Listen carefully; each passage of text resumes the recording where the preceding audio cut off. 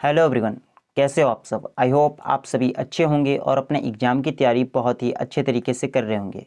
तो चलिए वीडियो को कर लेते हैं स्टार्ट।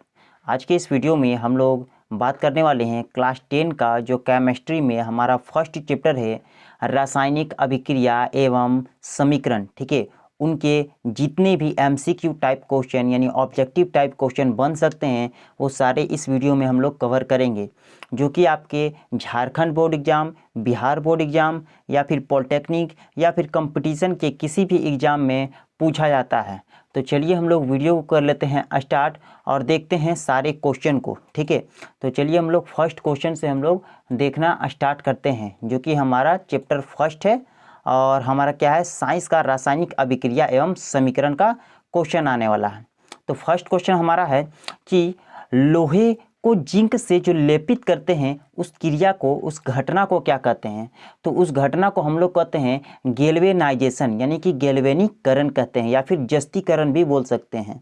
तो ध्यान रखिएगा कि अगर लोहा को जिंक से लेपित जो करते हैं उसको हम लोग जस्तीकरण बोलते हैं या फिर गैल्वेनीकरण बोलते हैं या फिर गैल्वेनाइजेशन बोलते हैं। ठीक है, आगे हम लोग क्वेश्चन देखते हैं। क्वेश्चन नंबर 2, क्वेश्चन नंबर 2 हमारा है कि सिल्वर क्लोराइड का रंग क्या होता है।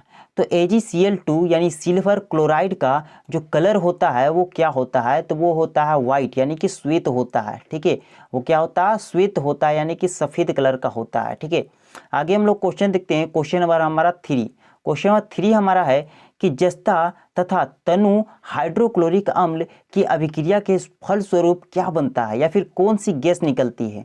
तो देखिए, कभी भी हम लोग क्या करते हैं, जो भी हमारा अम्ल होता है, ठीक है, जो अम्ल होता है वो धातु से अभिक्रिया करके हमेशा कौन सा गैस देता है, तो वो हाइड्रोजन गैस देता है हमेशा। ठीक है, कभी भी धातु अम्ल के साथ अभिक्रिया करके क्या देता है, हाइड्रोजन गैस देता है।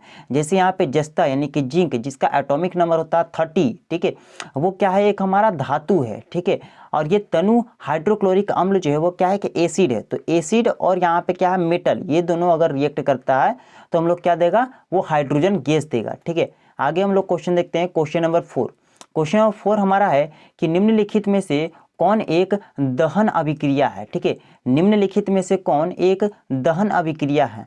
तो पेट्रोल का जलना, ठीक है, पेट्रोल का जलना जो है वो क्या है, एक दहन अभिक्रिया, या फिर कोयला का जलना जो होता है वो क्या होता है, एक दहन अभिक्रिया होता है। ठीक है, ये आपको याद रखना है।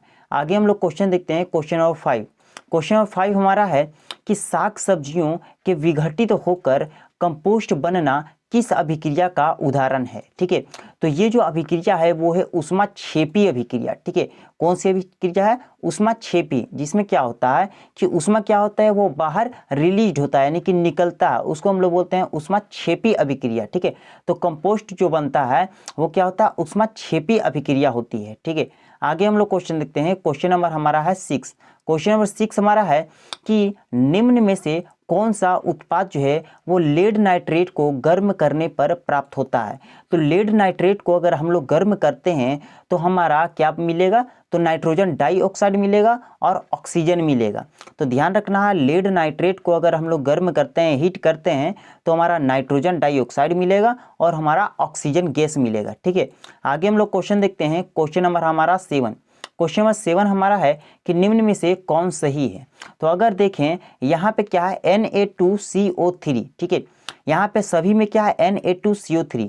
तो आपको याद रखना है कि Na2CO3 जो होता है वो क्या होता है, सोडियम कार्बोनेट, और सोडियम कार्बोनेट जो होता है वो क्या होता है हमारा, वो होता है धावन सोडा। तो धावन सोडा का जो सूत्र होता है वो क्या होता है, सोडियम कार्बोनेट तो होता है लेकिन वाटर कितना मॉलिक्यूल होता है, 10 मॉलिक्यूल। तो आपका आंसर क्या होगा, Na2CO3 और 10H2O, इसको हम लोग बोलते हैं धावन सोडा। ठीक है, सोडियम कार्बोनेट। आगे हम लोग क्वेश्चन देखते हैं। क्वेश्चन नंबर हमारा है 8, क्वेश्चन नंबर 8 हमारा है कि निम्नलिखित अभिक्रियाओं में अपघटन अभिक्रिया कौन सी है।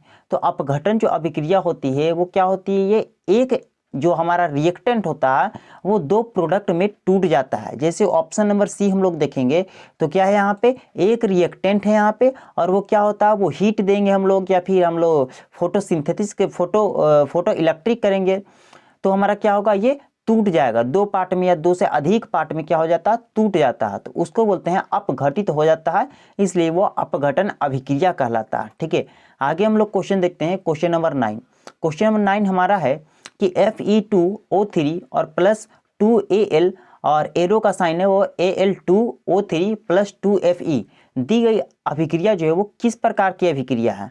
तो ये जो है वो क्या है? विस्थापन अभिक्रिया है। विस्थापन अभिक्रिया वो क्यों है? क्योंकि देखिए Fe यानी कि लोहा यानी आयरन और यहाँ पे है एल्युमिनियम, तो इन दोनों में डिफरेंट देखिए, अगर यहाँ पे Fe लगा हुआ था लेकिन अब यहाँ पे एरो के जो बाद वाला हो गया वो क्या आ गया? Al आ गया यानी कि एल्युमिनियम आ गया।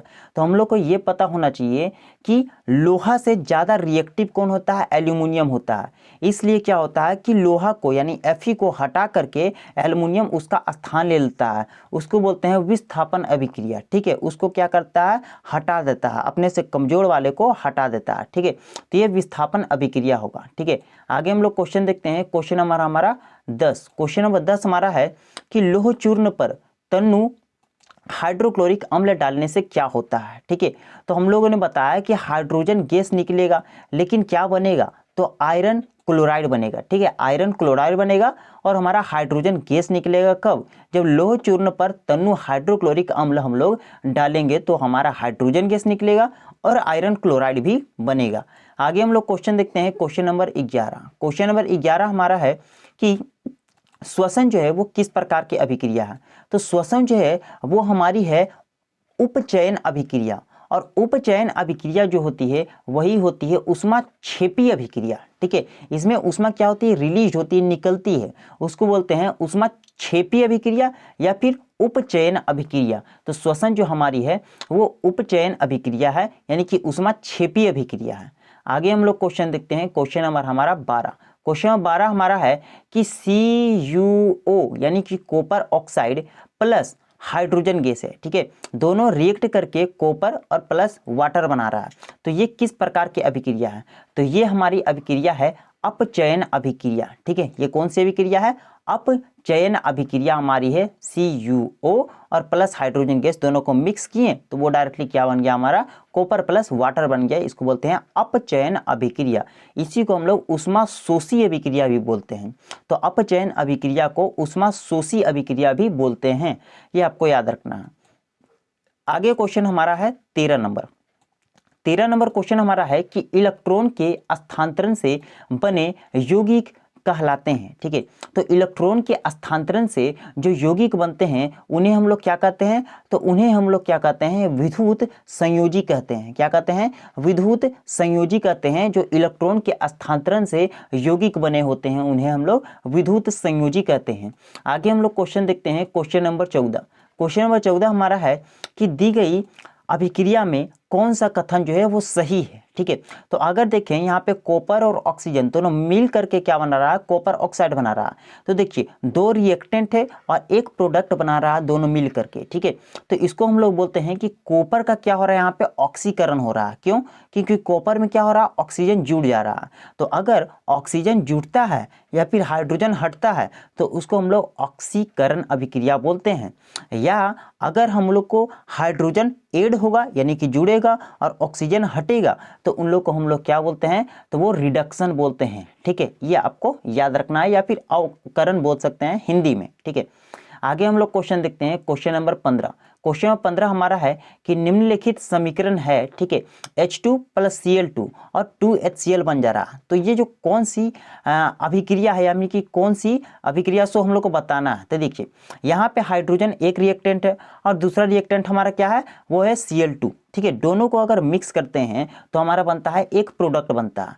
अगर दो या दो से अधिक रिएक्टेंट यानी कि अभिकारक को हम लोग क्या है? दोनों को मिक्स करते हैं तो हमारा क्या बनता है? एक प्रोडक्ट बनता है। उसको हम लोग क्या बोलते हैं? संयोजन अभिक्रिया। ठीक है, कॉम्बिनेशन रिएक्शन इसको बोलते हैं। तो संयोजन अभिक्रिया का एग्जाम्पल है ये। ठीक है, आगे हम लोग क्वेश्चन नंबर 16 देखते हैं। क्वेश्चन नंबर 16 हमारा है कि निम्नलिखित में से कौन द्विविस्थापन अभिक्रिया है?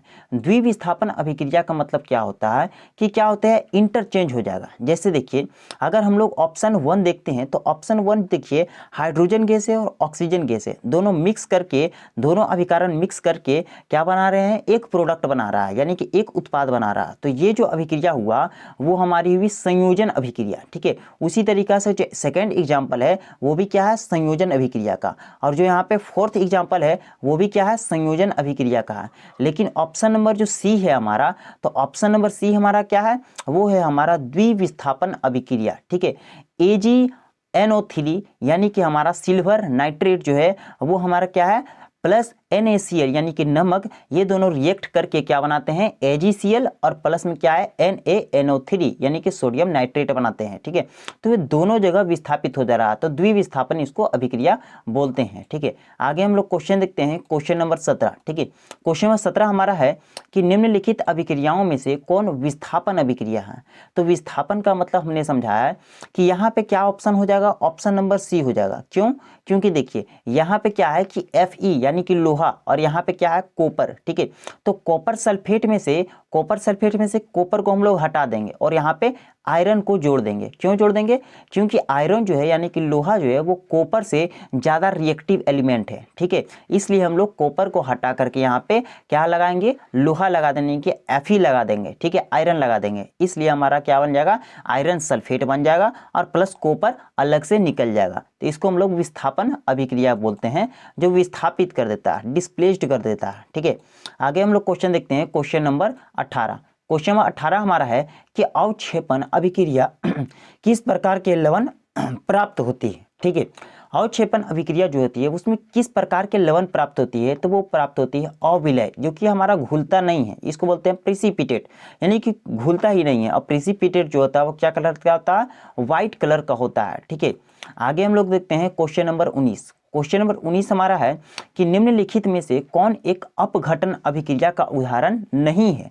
देखिए, अपघटन का मतलब क्या होता है कि एक जो रिएक्टेंट होता है वो दो या दो से अधिक प्रोडक्ट में टूट जाए। ठीक है, तो अगर हम लोग देखते हैं इसको, ठीक है, यहाँ पे ऑप्शन नंबर बी को, तो ये हमारा क्या हो रहा है, ये हमारा हो रहा है कि एक रिएक्टेंट है यानी एक अभिकारक दो या दो से अधिक उत्पाद में टूट जा रहा है, तो इसको हम लोग बोलते हैं अपघटन अभिक्रिया। तो ये तो अपघटन अभिक्रिया है।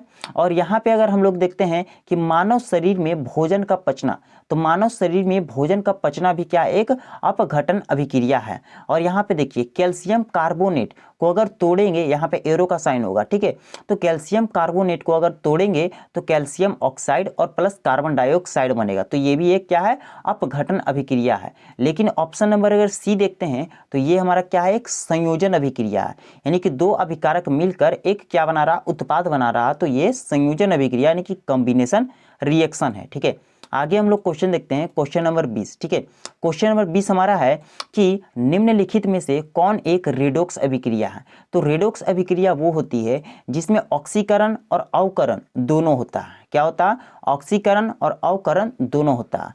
तो ऑक्सीकरण का मतलब क्या होता है कि ऑक्सीजन का जुटना या फिर हाइड्रोजन का हटना, और अवकरण का मतलब क्या होता है कि हाइड्रोजन का जुटना या फिर ऑक्सीजन का हटना। ठीक है, ये आपको याद रखना है। या फिर आप याद रख सकते हैं ये भी कि अगर सोचते हैं कि ऑक्सीडेशन क्या है, तो ऑक्सीडेशन लॉस ऑफ इलेक्ट्रॉन होता है, और रिडक्शन जो होता है वो क्या होता है, गेन ऑफ इलेक्ट्रॉन होता है। यानी कि ऑप्शन नंबर सी जो होगा वो हमारा क्या होगा, वो हमारा होगा रेडॉक्स रिएक्शन यानी रेडॉक्स अभिक्रिया। ठीक है, और जो फर्स्ट ऑप्शन हमारा है वो हमारा क्या है, वो हमारा है अपघटन अभिक्रिया। जो सेकेंड ऑप्शन है बी नंबर, वो हमारा क्या है, वो है संयोजन अभिक्रिया, ये आपको याद रखना है। और ऑप्शन नंबर डी जो है वो हमारा क्या है, वो भी हमारा है अपघटन अभिक्रिया। ठीक है, तो आज के लिए इतना ही। वीडियो जितना ज़्यादा हो सके लाइक करें और शेयर करें दोस्तों के साथ। ठीक है, और चैनल को सब्सक्राइब तो ज़रूर करें। ठीक है, मिलते हैं अगले वीडियो में